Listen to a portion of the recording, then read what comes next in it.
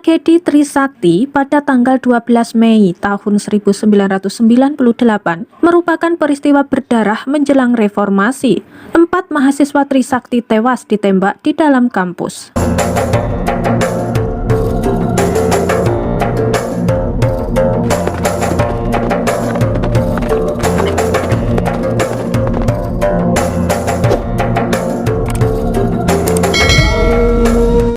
Tragedi Trisakti pada tanggal 12 Mei tahun 1998 dikenang sebagai salah satu momen paling tragis dalam sejarah Indonesia.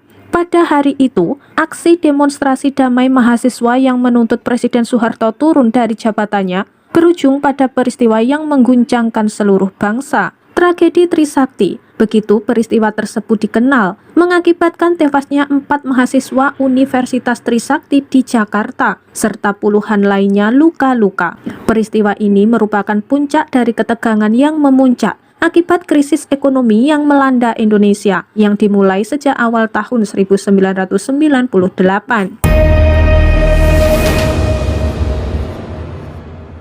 Krisis ekonomi yang memuncak pada awal tahun 1998 mengakibatkan ketidakstabilan ekonomi yang meluas di seluruh negeri.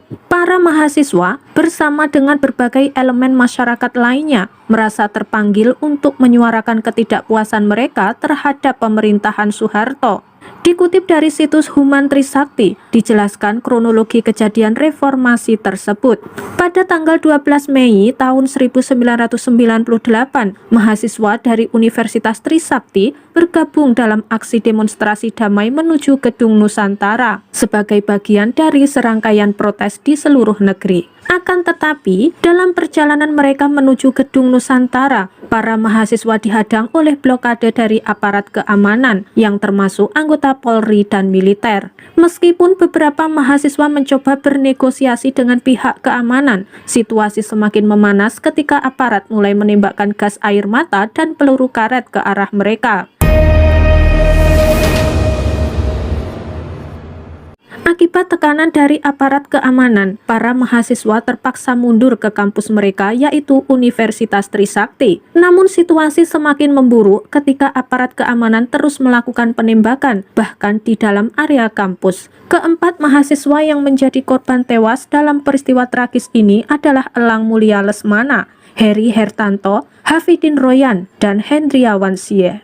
Mereka tewas ditembak di dalam kampus, mengenai bagian-bagian vital seperti kepala, tenggorokan, dan dada. Kejadian tragedi Trisakti tanggal 12 Mei tahun 1998 ini tidak bisa sekedar dianggap sebagai peristiwa berdarah, tetapi juga menjadi pemicu bagi perubahan besar dalam sejarah Indonesia. Peristiwa ini seharusnya dapat memperkuat tekad rakyat untuk menuntut reformasi dan menjadikan momentum penting dalam jatuhnya rezim otoriter yang telah berkuasa selama puluhan tahun.